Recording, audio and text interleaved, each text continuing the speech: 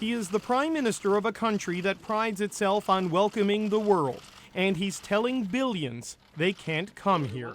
We will be denying entry to Canada to people who are not Canadian citizens or permanent residents. A wartime measure to defeat a viral enemy, with a big exception for the United States, Canada's closest ally. We recognize that the level of integration of our two economies and the coordination that we've had over the past while puts the U.S. in a separate category from the rest of the world. Americans can still enter, but will be asked to self-isolate for 14 days, the same as Canadians returning home, and that U.S. exception is being reviewed by the hour. Not that British Columbia needs that hour, with an epidemic next door in Washington state. Don't come.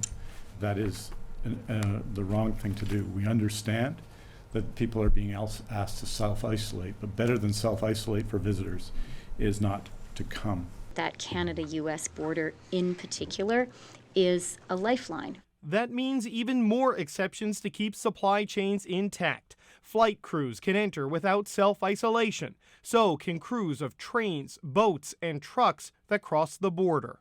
By Wednesday, most international flights will be funneled to 4 airports: Montreal, Toronto, Calgary, Vancouver.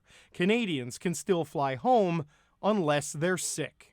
Any passenger, regardless of citizenship, with possible COVID-19 symptoms will not be allowed to board flights to Canada. To this point, Ottawa has resisted extreme border measures, but the positive cases of COVID-19 have doubled in just days.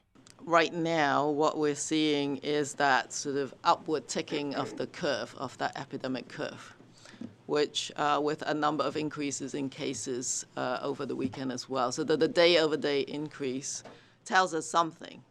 And if the government is telling us anything, it's to stay home as much as possible, avoid crowds bigger than 50, urging Canadians to come together by staying apart. David Cochran, CBC News, Ottawa.